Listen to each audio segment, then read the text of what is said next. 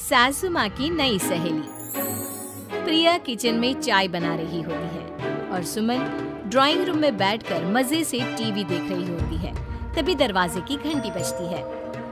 प्रिया, जरा देखना तो कौन आया है। देखती हूँ मम्मी जी। प्रिया दरवाजा खोलती है तो सामने पड़ोस वाली विमला आंटी खड़ी होती है। नमस्ते आंटी जी, कैसी हैं आप? मैं तो बिल्कुल ठीक हूँ बेटा, पर तेरी सास को क्या हुआ है? आजकल कहीं दिखती ही नहीं है। जब देखो तब टीवी के आगे जमी रहती है। अंदर तो आइए आंटी। अरे ओ दीपक की अम्मा, कहाँ हो?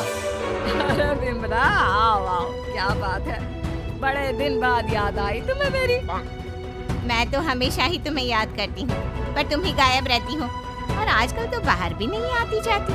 तबीयत तो ठीक है ना तुम्हारी?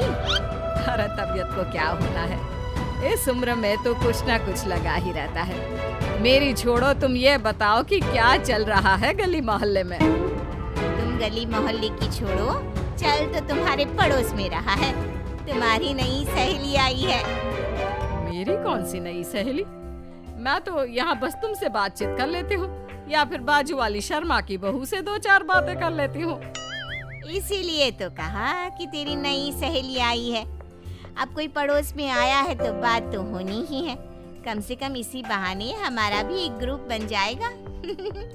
फिर सब मिलकर अपनी बहुओं की शिकायतें किया करेंगे। दोनों हंसने लगते हैं। तभी प्रिया चाय लेकर आती है और सामने टेबल पर रख देती है। दोनों चाय पीती हैं और बातें करते हैं। चलो मैं चलती हूँ, अब कल मिलते हैं। राम राम।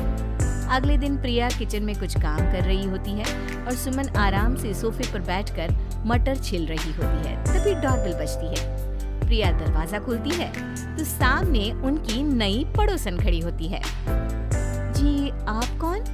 मैंने पहचाना नहीं। नमस्ते बेटा, मैं शारदा, आपके बगल वाले घर में अभी 2-4 दिन पहले ही शिफ्ट हुए हैं। ओह अच्छा। नमस्ते आंटी, अंदर आइए ना आप। देखिए तो मम्मी जी, आज कौन आया है। इतना कहकर प्रिया किचन में चाय बनाने चली जाती है। नई पड़ोसन को घर पे देखकर सुमन थोड़ा हैरान हो जाती है। नमस्ते बहन जी, मैं शारदा, आपकी नई पड़ोसन। अच्छा, आप हैं हमारी नई पड़ोसन। आइए और बताइए, कैसी हैं आप? जी बिल्कुल ठीक हूँ। वो दरअसल घर पर छोटी सी पूजा रखवाई थी, बस उसी का प्रसाद देने चली आई। सोचा इसी बहाने नए पड़ोसियों से भी मुलाकात हो जाएगी। ये तो बहुत अच्छा सोचा आपने। सुमन प्रिया को आवाज लगाती है। अरे ओ बहू, जरा चाय पानी का तो आके पूछ लो।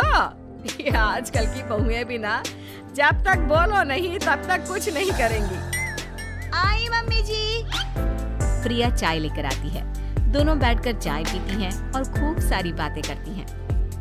अच्छा बहन जी, अब मैं चलती हूँ, फिर मिलते हैं। अब तो आना जाना लगा ही रहेगा। शारदा के जाने के बाद प्रिया किचन से बाहर आती है।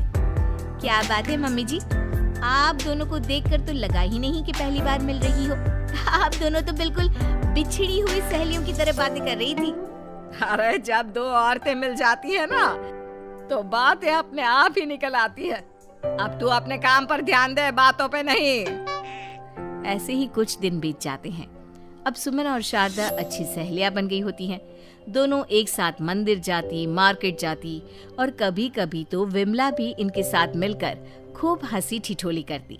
एक शाम तीनों बैठकर सुमन के घर पर चाय पी रही होती हैं कि तभी बहुत तेज बारिश शुरू हो जाती है। सुमन जोर से प्रिया को आवाज लगाती है। प्रिया, ओ प्रिया, देख कितनी तेज बारिश हो रही है। जाके छत से सारे कपड़े ले आ, नहीं तो सब भीग जाएंगे। सुमन 2 बार आवाज लगाती है लेकिन प्रिया का कोई जवाब नहीं आता। शायद प्रिया कुछ काम कर रही है, इसीलिए कुछ जवाब नहीं दे रही। अरे काहे का काम, आराम फरमा रही होगी महारानी। तभी प्रिया बीमार हालत में अपने कमरे से बाहर निकलती है। हाँ मम्मी जी, क्या हुआ? मेरी तबीयत थोड़ी ठीक नहीं है ना, इसलिए आग लग गई। अरे सारे कपड़े भीग गए और तुझे सोने से फुर्सत नहीं है। सबके सामने सुमन के मुंह से ऐसी बातें सुनकर प्रिया उदास हो जाती है और छत से कपड़े उतारने चली जाती है। सुमन, ये क्या बात हुई? प्रिया ने बताया ना कि उसकी तबीयत ठीक नहीं है, इसलिए उसकी आंख लग गई। तुम भी ना खामखा उसे सबके सामने सुना दिया। अरे आप नहीं जानती शारदा जी, कुछ बहुएं ना बहुत आलसी होती है, घर का एक काम नहीं करना चाहती। ऐसा नहीं है सुमन, तुम्हारी बहू तो बहुत प्यारी है, तुम्हारी सारी बात भी तो मानती है। हाँ सुमन, तुम प्रिया के बारे में ऐसा क्यों सोचती हो? मेरी भी दो बहुएं हैं, लेकिन मैं उन्हें अपनी बेटियों की तरह रखती हूँ। आखिर वो भी तो किसी की बेटियां ही है ना। और अगर तुम ऐसा ही व्यवहार करोगी तो एक दिन प्रिया भी तुम्हारे साथ ऐसा ही बर्ताव करेगी। शारदा और विमला की बातें सुनकर सुमन की तो बोलती बंद हो जाती है। वहीं प्रिया भी बाहर से सारी बातें सुन रही होती है। अरे मैं कोई उसकी दुश्मन थोड़ी ना हूँ, मैं भी उसकी माँ हूँ, लेकिन कभी कभी सास बनना पड़ता है, नहीं तो बहुएं हाथ से निकल जाती है। देखो सुमन, ये सब सोच का फर्क है। अगर तुम ये सोचोगी तो कभी प्रिया को अपनी बेटी नहीं बना पाओगी। इतना कहकर शारदा और विमला वहाँ से चली जाती है और सुमन अकेले बैठकर उनकी बातें सोचने लगती है। अगले दिन प्रिया और दीपक अपने कमरे में बैठकर बात कर रहे होते हैं और सुमन उनके कमरे के बाहर कुछ काम कर रही होती है और उन दोनों की बातें सुन लेती है। दीपक, तुम्हें पता है हमारे पड़ोस में जो शारदा आंटी है ना, बहुत अच्छी है। अच्छा, ऐसा क्या हो गया जो तुम्हें वो इतनी अच्छी लगने लग गई? कुछ खास नहीं, बस कल जब मम्मी जी मुझे सबके सामने सुना रही थी तो शारदा आंटी ने मेरा साथ दिया। मैं तो सच में हैरान ही रह गई थी जब उन्होंने मम्मी जी को मुझसे ऐसा बर्ताव करने के लिए मना किया। अच्छा, फिर क्या हुआ? होना क्या था, शारदा आंटी तो मम्मी जी को समझा ही रही थी कि बहू को भी बेटी की तरह ही रखना चाहिए, लेकिन मम्मी जी तो मम्मी जी है ना, उन्हें तो मुझ में हमेशा कमी ही दिखती है। काश मुझे भी शारदा आंटी जैसी सास मिली होती जो मुझे भी अपनी बेटी जैसी समझती। सुमन ये सब सुनकर बहुत उदास हो जाती है और वहाँ से चली जाती है। प्रिया की बातें सुमन के कानों में बार बार गूंज रही थी। उसे बहुत शर्मिंदगी महसूस हो रही थी कि उसने प्रिया के साथ बहुत गलत किया है। अगले दिन सुमन शारदा और विमला को बुलाती है। क्या बात है सुमन, आज तूने ऐसे अचानक क्यों बुलाया? सब ठीक तो है ना? हाँ, सब ठीक है, तुम दोनों बैठो तो सही। तब तक दीपक और उसके पापा भी आ जाते हैं। प्रिया, तुम भी आ जाओ। क्या हुआ मम्मी जी, आपने बुलाया? हाँ प्रिया बेटा, मैं आज सबके सामने तुमसे माफी मांगना चाहती हूँ। मैंने आज तक तुम्हारे साथ बहुत बुरा व्यवहार किया है, लेकिन तुमने कभी भी मेरे साथ बुरा बर्ताव नहीं किया। मुझे अपनी गलती का एहसास हो गया है, हो सके तो मुझे माफ कर देना। प्रिया अपनी सास की बातें सुनकर हैरान हो जाती है।